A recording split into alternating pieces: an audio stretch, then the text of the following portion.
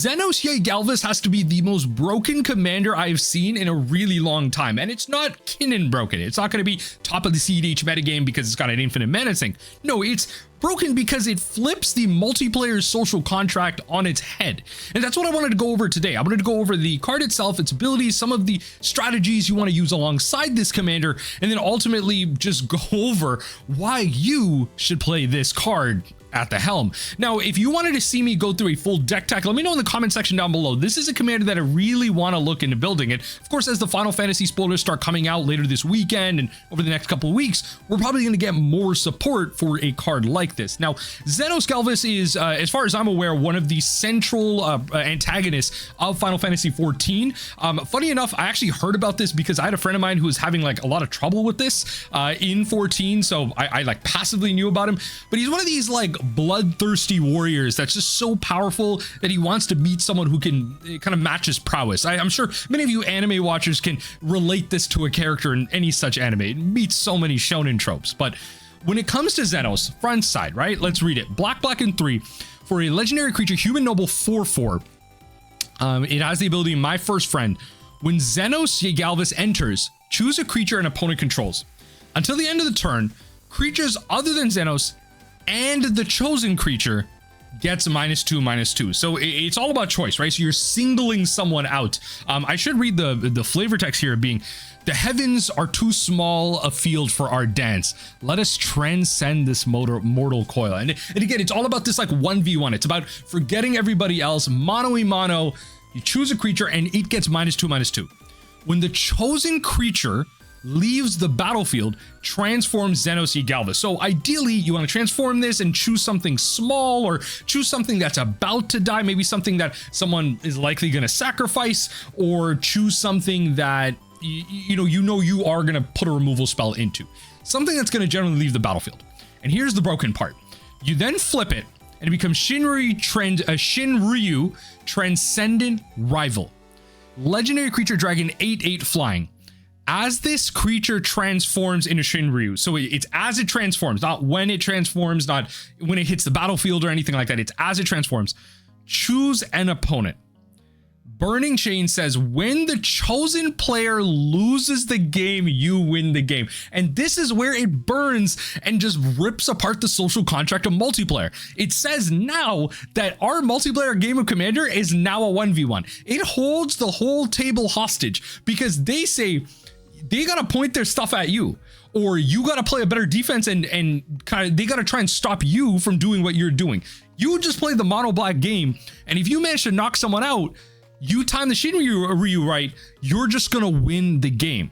And that's the crazy part about this. It becomes a 1v1 game, a game where you just break down that one person. And there's a reason for it. It's not like, as I was talking about in yesterday's video about like the problem with Infect, how a lot of salt comes from the fact that usually it's like the targeting of one player and that's what creates the bad moments.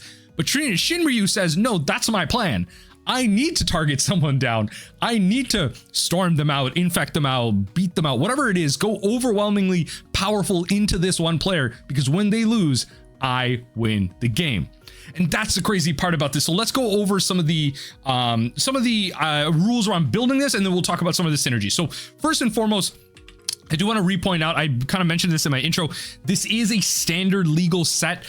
So this is like, it's not out of the commander box or anything like that. So this one's a little weird where like, yeah, you get like kind of a soft board wipe out of a legendary creature, and then you flip it, you choose an opponent. When that player loses the game, you win the game. So the flip side of it almost just doesn't matter for constructed. Obviously, if that player loses the game in constructed, you win the game. So obviously it just doesn't make any sense. But on the flip side, it's a flying 8/8. It's got to mean something. It's threat. So yes, it's the introduction of more commander legal stuff or commander stuff that's meant for multiplayer formats in single player formats, which is a whole different topic in and of itself. But it's worth addressing that we're probably going to see more of this. If this is an inkling of what we are to get, probably later this weekend, there's going to be a lot of spoilers happening at PAX and everything. I believe the event is PAX. There's a lot of folks lined up for that event. So watch out on, I believe, Friday and Saturday. We're gonna get a lot of spoilers, but this is a standard legal set where we're going to be getting again, a lot more of stuff like this. Next up, when it comes to Deadpool, I wanted to mention this specifically because this has been one that's on my mind as a commander that's so unique, stealing text boxes and stuff like that. It's a secret lair drop. Now, I don't believe this card's actually implemented online, so keep that in mind. But when it comes to uses in paper, it's a very unique one. It's a Universes Beyond set with another Universes Beyond card. Deadpool says, as it enters, you may exchange this text box of and of another creature's. So you swap the text boxes. The problem is on Shinryu's front side. So if we look at kind of, if you back up here, not Shinryu, but the Zenos' front side, it says, you know, when it enters, choose a creature an opponent controls. Until the end of turn, creatures other than Zenos get -2/-2. So this says as Deadpool enters, right? So you can copy the text box of it. And so you do get the front side effect of the -2/-2. You get a soft board wipe, you get to choose a creature. The problem is Deadpool doesn't allow you to flip into the Shinryu because there's no backside to Deadpool.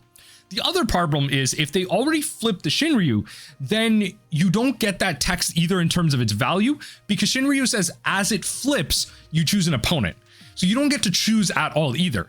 You can flip the text box and you got the text box, I guess. Like if you're playing a Rakdos commander and you needed, I don't know, to protect it, like you're like blinking it in to keep the text box, but then like the chosen player doesn't really matter. I don't think that really works. Regardless, I'm just pointing out that Deadpool doesn't really work with this card. So don't play it in the 99 of your Deadpool deck is what I'm trying to say. I mean, okay, it's probably fine. It's probably fine in the 99. You're just not using Deadpool to target that card. You're probably using that card as a just separate win condition by itself.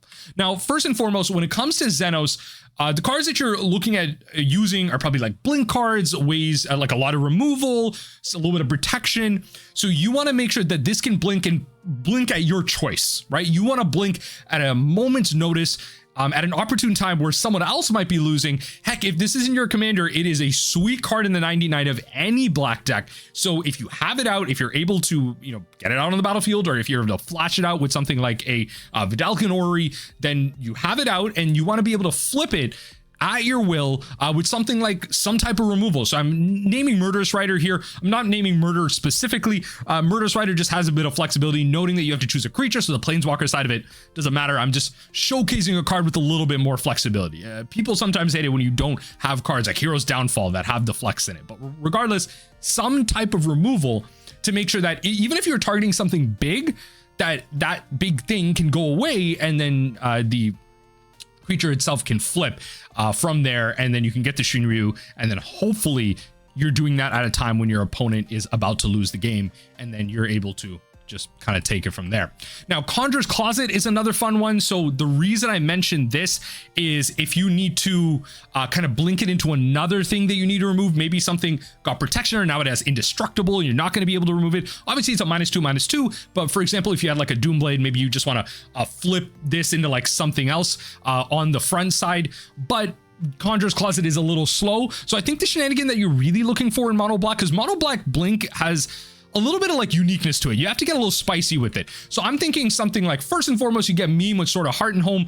When it deals combat damage to a player, you can exile up to one target creature you control, get a basic and flip it. Cool. So you got some blink effects, but you're probably looking at Undying Malice. So until the end of turn, target creature gets, whenever this creature dies, return to the battlefield tapped under its owner's control, the +1/+1 counter. So you could use this for your own aristocrat sacrifice shenanigans. So again, it's not exactly blink, showing you examples of some blink cards, but this is another way to blink the card back and choose another creature at instant speed. So if you have like some instant speed sacrifice engines, maybe like an Ashnod's Altar or a Phyrexian Altar, then you're able to sacrifice that, put an Undying Malice onto it or other similar effects to be able to blink it back. It's also a great way to save it for removal. This is going to be a number, like a real remove on site type of commander type of creature. And so having this type of protection is great as a way to blink, switch targets, especially when you are board wiping everything. You want to make sure that you're able to hit the things that obviously are going to flip immediately, but sometimes you don't want to flip immediately because again, it just changes the whole politics of the game, because then if that player loses, they win. So obviously it kind of almost soft protects someone, right? Like it's weird because you flip the Shinryu right into it, you choose a player, and then the rest of the table says, oh wow, that player actually just has straight protection from us, because if we target them and they lose, then we lose the game. So it's like this weird like politicking thing. Like it can actually be a way for you to like protect someone from losing, because then it says everyone else loses the game. And that's again another angle why I like this. You could say, hey, don't target them, they're my friend, because I'm gonna flip the Shinryu, I'm gonna choose them. If you destroy them right now, I win the game. So what do you want to do here? Right? And then you then tell that player, hey, I can protect you this way, do me a favor. You know, I promise I won't try to knock you out, but do me a favor. You know what I mean? Like, not only are you able to use this offensively, but you're able to use these politics to almost soft protect someone, just so your opponents don't take them out. And that's ultimately why I love Zenos Yae Galvis. A fantastic villain, really cool fight. Again, just really cool flavor text and aspects to it. I love the fact that it can flip, and just it gets so many cool parts about the social aspect of the game, the multiplayer aspect, the politicking aspect of it. It's one of the sweetest commander cards I've seen in a long time that isn't just like legendary creature, crazy value. It actually just flips the game on its head a little bit. And I'm really excited to see more designs like this coming up in Final Fantasy. I'm hoping we can design more. Obviously, you know, there's a whole discussion around, you know, the whole universes beyond part about this. And, you know, this could have just been a regular Magic card. That's great and all. They definitely could have gone that route, but they went the route of Final Fantasy. I think they picked a great character for this, a great ability, and just a really cool commander to build around in general. So again, let me know in the comment section if you want to see a full deck tech of this deck list. I really want to try and build around this commander, and I'd be really excited to see in the comment section also what are some of your favorite cards around this. I had one of my regular Twitter followers actually give me a good example of one. I'm not going to list it here, but it's a equipment blade that might just get your opponent to lose the game. I don't want to go too far into it. That's for the deck tech. I simply just gave you some ideas to get the wheels turning here. So let me know what you think in the comment section down below for the third or fourth time. I don't know how many times I said that at this point, but regardless, enjoy the rest of your weekend. I'm excited for those Final Fantasy spoilers, and let me know how you're feeling about the upcoming Final Fantasy set.